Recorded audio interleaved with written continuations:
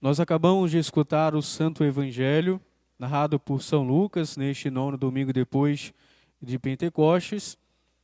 E a palavra central, a frase que deve nortear a nossa reflexão nesta noite, é justamente as palavras de Jesus, dizendo: aqueles que estavam dentro do templo, como nós estamos aqui, neste instante, diante do Santíssimo Sacramento.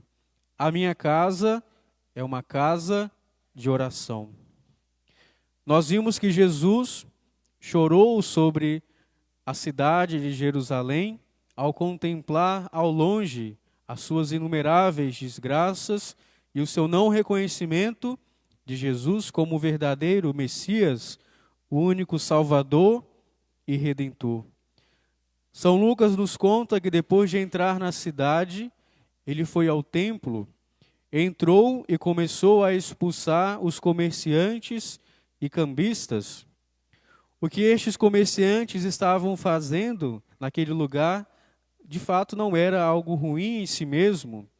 Os peregrinos chegavam a Jerusalém de todas as partes do mundo e precisavam comprar os cordeiros, as pombas, que são necessários para o sacrifício. Além disso, a moeda para fazer a contribuição ao templo ou pagar o resgate pelos primogênitos tinha que ser a moeda judaica e era uma facilidade, portanto, a lógica a qual eles tinham chegado. Portanto, os vendedores de animais e cambistas eram necessários, mas o melhor lugar para isso não era o templo, e Jesus vai condenar justamente essa atitude. Os comerciantes, ansiosos para montar o seu negócio no melhor lugar ou expandir os seus negócios, foram ocupando outros espaços, chegando a ultrapassar as portas do templo. Eles que deveriam servir ao louvor e ação de graças do povo de Israel, estavam se aproveitando do templo, que era lugar sagrado por excelência, para o próprio benefício, deixando o louvor e a ação de graças em segundo plano. E é justamente essa atitude que Jesus vai condenar ao entrar naquele lugar e perceber que aqueles homens estavam fazendo aquela ação. Paralelamente, nós poderíamos comparar aquilo que São Paulo, que nós acabamos de escutar na epístola de São Paulo aos Coríntios, que ele cita uma passagem do Antigo Testamento, no qual os judeus estavam ali fazendo um bezerro de ouro para poder adorar, e diante dele eles comiam, se divertiam, mas esqueciam do verdadeiro Deus, e dessa forma Moisés, que estava no alto do Monte Sinai, era esquecido. Eles não estavam adorando o verdadeiro Deus e, portanto, cometiam a idolatria. E todas as vezes que nós colocamos Deus à parte da nossa vida, nós facilmente iremos adorar ídolos, falsos deuses. Nós poderemos colocar no lugar de Deus pessoas, coisas, o dinheiro, o prazer. E dessa forma sobrevém sobre nós, inúmeras desgraças, e vemos os nossos pecados se multiplicarem, vemos a idolatria e Deus sendo ocultado do nosso coração. E é justamente isso que Jesus vem condenar também a nós, e como ele fez naquele momento, aquelas pessoas que estavam dentro do templo. Nesta cena está representado cada um de nós. Jesus quer entrar no templo do nosso coração, da nossa alma, da nossa vida, e de fato nós somos filhos de Deus, templos do Espírito Santo, e assim como ele entrou no templo de Jerusalém, ele bate a porta do nosso coração. Ele vem com a mesma esperança de encontrar corações adoradores. Ele vem com a mesma emoção, o mesmo interesse, transformar a nossa vida em uma casa de oração, um lugar onde ele possa estar intimamente ligado conosco. O problema, caríssimos irmãos, é que às vezes, apesar de tanta graça que ele nos concede, nós vamos nos acostumando, perdemos a capacidade de nos impressionarmos com Deus. Podemos perder o sentido da nossa vida e deixar Deus num canto, apesar de que externamente nós, com palavras, com a nossa boca, podemos dar louvores a Deus, mas Deus de fato não é o único Senhor da nossa história. Acabamos dando mais importância ao nosso trabalho, à nossa profissão, ao nosso descanso, às nossas diversões, à nossa maneira de ver a vida do que a Deus. Tudo isso são coisas boas em si mesmas, mas se não prestarmos atenção, se não fizermos da nossa alma uma casa de oração, Deus acaba ficando em segundo plano e vamos professar dessa forma um ateísmo prático, ou seja, nós, de uma forma indireta, negamos a Deus com as nossas ações, não dando a Ele a importância que é dever de justiça de cada um de nós, tributar a Ele a adoração e o louvor. Então, prezados irmãos, partilho convosco alguns conselhos para que nós possamos nos portar bem no momento mais importante da nossa semana, que é justamente a Santa Missa, que é por excelência a ação de graças que Jesus oferece a Deus Pai e que é, portanto, um lugar onde nós devemos prestar bem atenção à presença que Jesus se faz no meio de nós, ou seja, nós estamos diante de Jesus eucarístico, assim como Ele está no céu, Ele está aqui olhando para cada um de nós. Como que nós nos comportamos na igreja? Então, compartilho convosco alguns conselhos práticos que servem para aproveitar a missa e dela participar de modo ativo e de modo também reverente. É diferente estar aqui e não reverenciar, não dar a Deus aquilo que lhe é devido. Em primeiro lugar, nós não devemos usar o celular. Nós não precisamos dele para falar com Deus. Nós temos acesso diretamente a Ele. Nós celebramos no dia 4, São João Maria Vianney, e um dos seus fiéis, um homem muito simples, que vinha à igreja ao longe, que passava ali para poder trabalhar, aquele homem tirava o seu chapéu, fazia uma adoração silenciosa, porque ele era analfabeto, não sabia usar de muitas palavras para poder rezar, e ele se ajoelhava diante do Santíssimo Sacramento e olhava fixamente para o crucifixo que está acima do sacrário. E um dia São João Maria Vianney pergunta para ele: como que você reza? Porque São João Maria Vianney percebia que aquele homem era profundamente piedoso, e aquele homem disse: eu olho para ele e ele olha para mim. Ele, com não muitas palavras, mas no silêncio do seu coração, ele entendeu aquilo que era o mais importante, ou seja, prestar atenção unicamente ao sacrifício de Jesus. Nós não estamos diante de uma representação, nós não estamos num teatro, nós estamos, de fato, revivendo o sacrifício de Jesus na cruz. A Santa Missa é justamente a renovação, não é mera repetição, é a atualização. Assim como Jesus morreu na sexta-feira, Ele também morre diante de nós no altar. E deste modo, não é conveniente que nós usemos do celular para nos distrairmos.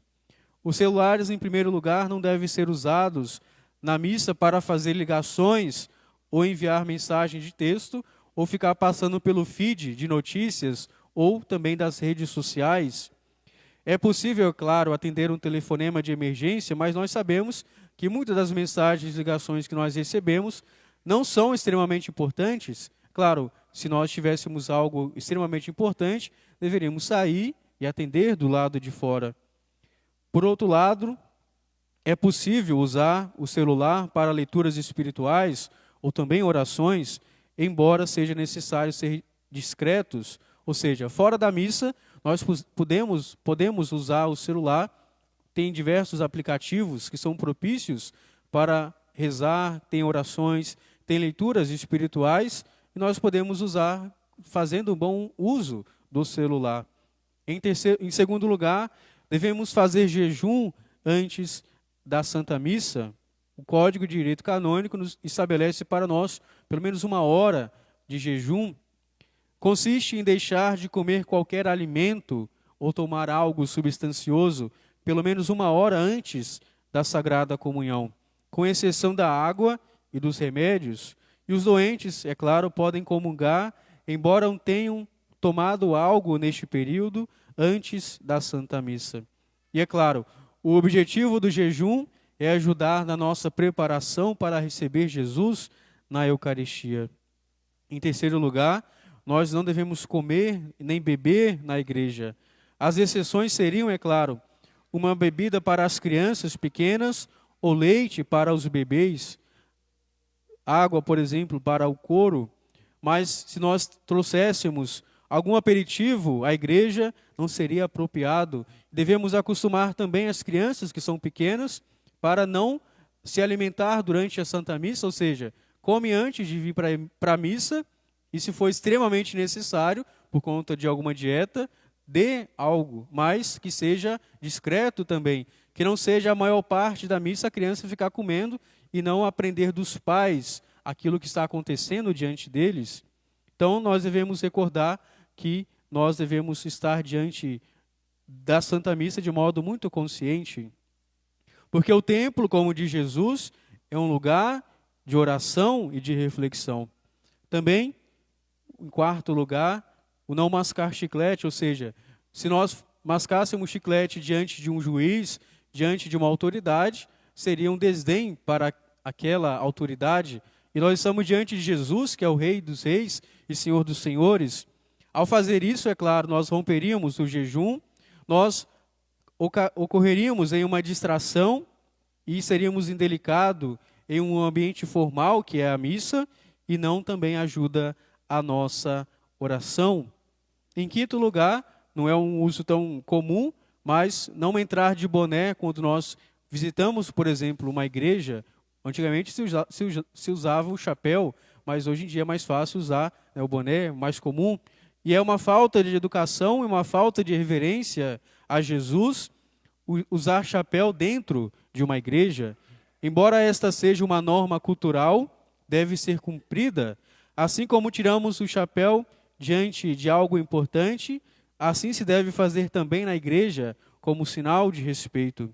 Em sexto lugar, devemos fazer o sinal da cruz com água benta ao entrar e ao sair do templo, porque aqui nós recordamos o nosso batismo, e além de recordar o nosso batismo, nós podemos receber o perdão dos pecados veniais pelo simples fato de usar com fé deste sacramental.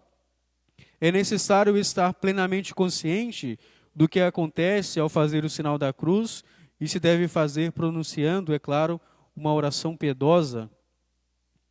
E os católicos são convidados a participar da missa vestidos de modo adequado, pois se normalmente se vestem bem para ir em determinada festa ou em outra ocasião, ou algum outro tipo de compromisso que consideramos importante, porque na missa nós não nos portamos bem, e quando eu falo aqui não são roupas caras, é claro, mas justamente a modéstia e também a utilização não obrigatória, mas extremamente recomendada do uso do véu durante a Santa Missa para poder receber os sacramentos, seja da comunhão, como também da confissão. Isso demonstra para nós a fé pela qual nós estamos diante de algo sagrado, e as mulheres são convidadas dessa forma a se revestirem deste sinal visível, externo, para poder alimentar a sua piedade. Não é uma vaidade, não é para chamar atenção para si, mas nos faz recordar da presença de Deus. Em oitavo lugar, devemos chegar, é claro, alguns minutos antes da missa, do início da missa, porque nós temos um tempo necessário para acalmar o nosso coração. Se chegássemos aqui abruptamente, facilmente, nós não iríamos aproveitar bem, porque nós iríamos demorar mais para nos interiorar, entrar em intimidade com Cristo. Em nono lugar, devemos nos ajoelhar diante de Jesus no sacrário, ao entrar e ao sair do templo, ou seja, fazendo uma genuflexão com piedade, com fé, demonstrando assim de modo externo também aquilo que nós acreditamos em nosso coração. E também aquilo que é muito importante, devemos manter o silêncio durante a Santa Missa, antes, durante e após a Santa Missa. Porque Jesus nos afirma: a minha casa é uma casa de oração, não é um lugar onde nós nos encontramos para festejar o nosso encontro. Não, não é isso. A Santa Missa é muito mais do que isso. A Santa Missa é a renovação do sacrifício de Jesus, como eu já afirmei, e deste modo nós devemos estar interiormente preparados, nos unindo a Ele pela nossa fé, e o silêncio nos fornece esse meio para que nós possamos adorar a Jesus. É claro, as crianças têm a licença poética para poder falar, entre aspas, porque não é possível controlar as crianças, mas elas também devem ser educadas. Por exemplo, o choro de uma criança é impossível nós prevermos. Seja também por alguma necessidade biológica que elas têm, elas vão se manifestar de alguma forma, mas elas devem ser educadas para prestar atenção. E é claro, se elas observam seus pais, aqueles que são próximos a ela, se eles falam também, se eles não estão ali prestando atenção, elas, pela assimilação, elas irão repetir também aquelas atitudes. E para terminar, prezados irmãos, nós devemos prestar atenção durante a nossa assistência à Santa Missa, porque justamente Jesus nos oferece essa afirmação: a minha casa é uma casa de oração. Ou seja, nós viemos à igreja para poder adorar, para louvar nosso Senhor e dar a Ele a nossa ação de graças. Se nós viéssemos atrasados e saíssemos antes da missa terminar, o que de fato resta para Deus? Nós temos uma semana para preparar tudo, mas nós temos um dia que é estritamente obrigatório assistirmos à Santa Missa e não damos a devida importância a esta hora tão solene e a mais importante da nossa semana. E hoje nós celebramos o dia de São Lourenço, que é padroeiro dos diáconos. Possamos também rezar por todos os diáconos da igreja que prestam um serviço humilde. E o padre também é diácono, porque eu fui ordenado diácono e a ordenação se mantém, ou seja, o padre é para o serviço. E São Lourenço nos demonstra a sua força corajosa no momento da morte. Quando ele estava ali no seu martírio, ele já estava de um lado completamente queimado, porque ele foi colocado em cima de uma grelha para ser consumido pelo fogo, e ele, de uma forma corajosa, vai dizer: pode virar, porque o outro lado já está assado. Então, ele, de modo corajoso e, de certa forma, bem-humorada, ele não perdeu a paciência, a alegria em nenhuma ocasião, sobretudo nessa hora extrema, ele deu assim o seu testemunho de amor a nosso Senhor. Então, nós possamos pedir a sua intercessão por toda a igreja, por todos nós, que Ele possa também abençoar os nossos diáconos. Louvado seja nosso Senhor Jesus Cristo. Para sempre seja louvado.